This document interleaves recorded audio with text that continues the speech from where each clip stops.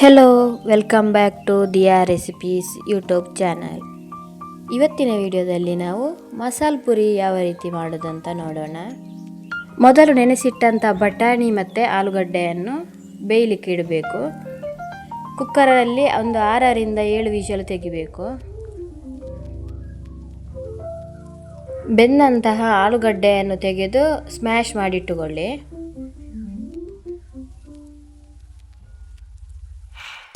ನಂತರ ಇದಕ್ಕೆ green ಮಸಾಲವನ್ನು ready ಮಾಡಿಕೊಳ್ಳುವ.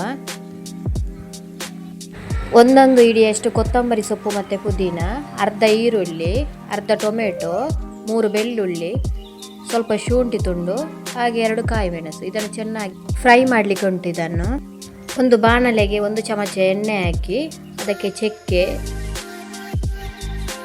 ಸ್ವಲ್ಪ ಕರಿಮೆಣಸು, ಹಾಗೆ ಸೋಂಪು, ಜೀರಿಗೆ ಹಾಕಿ ಫ್ರೈ ಮಾಡಿಕೊಳ್ಳಿ.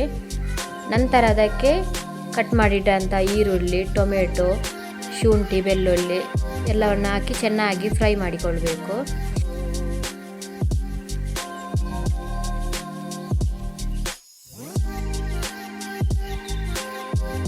ನಂತರ ಅದಕ್ಕೆ ಕೊತ್ತಂಬರಿ ಸೊಪ್ಪು ಮತ್ತು ಪುದೀನ ಸೊಪ್ಪನ್ನು ಹಾಕಿ ಫ್ರೈ ಮಾಡಿಕೊಳ್ಳಿ.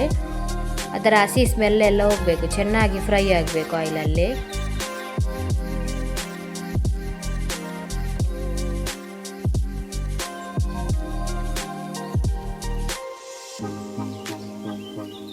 ನಂತರ ಅದಕ್ಕೆ 1/4 ಕಪ್ನಷ್ಟು ನಾವು ಮೊದಲೇ ಬೇಯಿಸಿಟ್ಟಂತಹ ಬಟಾಣಿಯನ್ನು ಕೂಡ ಹಾಕಿಕೊಂಡು ಚೆನ್ನಾಗಿ ಫ್ರೈ ಮಾಡಿಕೊಳ್ಳಿ.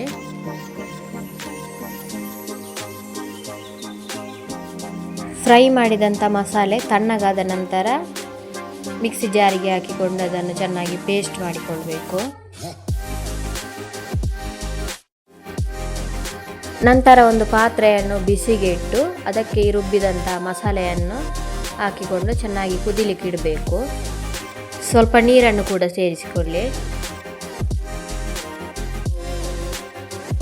ನಂತರ ಇದಕ್ಕೆ ನಾವು ಬೇಯಿಸಿಟ್ಟುಕೊಂಡಂಥ ಬಟಾಣಿಯನ್ನು ಹಾಕಿಕೊಳ್ಳಿ. ಹಾಗೆಯೇ ನಾವು ಸ್ಮ್ಯಾಶ್ ಮಾಡಿಟ್ಟಂಥ ಆಲೂಗಡ್ಡೆಯನ್ನು ಕೂಡ ಹಾಕಿಕೊಳ್ಳಿ. ಈಗ ಈ ಗ್ರೇವಿ ತುಂಬ ತಿಕ್ಕಿದ್ರೆ ಅದಕ್ಕೊಂದು ಅರ್ಧ ಲೋಟದಷ್ಟು ನೀರನ್ನು ಸೇರಿಸಿಕೊಳ್ಳಿ. ತುಂಬ ನೀರಾಗಬಾರ್ದು.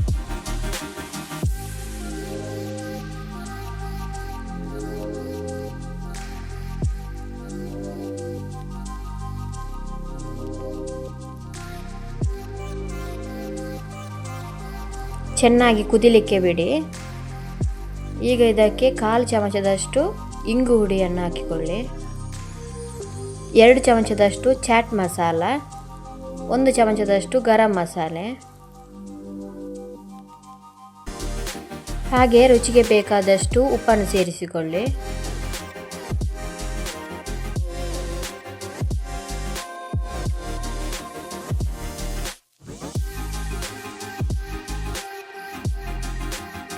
ಚೆನ್ನಾಗಿ ಕುದಿ ಬಂದ ನಂತರ ಗ್ಯಾಸನ್ನು ಆಫ್ ಮಾಡಿ. ನಂತರ ಮಸಾಲೆ ಪುರಿಯನ್ನು ರೆಡಿ ಮಾಡಿ ಇಟ್ಟುಕೊಳ್ಳೋಣ. ಒಂದು ಪ್ಲೇಟಲ್ಲಿ ಪೂರಿಯನ್ನು ಹಾಕಿಕೊಳ್ಳಿ, ಹಾಗೆ ಅದನ್ನು ಹುಡಿ ಮಾಡಿಟ್ಟುಕೊಳ್ಳಿ. ನಂತರ ಅದರ ಮೇಲೆ ನಾವು ತಯಾರಿಸಿಟ್ಟಂಥ ಮಸಾಲೆಯನ್ನು ಹಾಕಿಕೊಳ್ಳಿ, ಹಾಗೆ ಕಟ್ ಮಾಡಿಟ್ಟುಕೊಂಡಂಥ ಈರುಳ್ಳಿ, ಹಾಗೆ ಟೊಮೆಟೊ ಮತ್ತು ಕೊತ್ತಂಬರಿ ಸೊಪ್ಪನ್ನು ಅದರ ಮೇಲೆ ಹಾಕಿಕೊಳ್ಳಿ. ಹಾಗೆ ಸ್ವಲ್ಪ ಸೇವನ್ನು ಕೂಡ ಹಾಕಿಕೊಳ್ಳಿ. ಈಗ ರುಚಿಯಾದ ಮಸಾಲೆ ಪುರಿ ರೆಡಿ. ಇದೇ ವಿಧಾನದಲ್ಲಿ ಟ್ರೈ ಮಾಡಿ ನೋಡಿ ಹೇಗೆ ಬಂದಿದೆ ಅಂತ ಕಮೆಂಟ್ ಮೂಲಕ ತಿಳಿಸಿ. ಹಾಗೆ ಈ ನಮ್ಮ ಚಾನಲನ್ನು ಸಬ್ಸ್ಕ್ರೈಬ್ ಮಾಡಿ. Thank you for watching.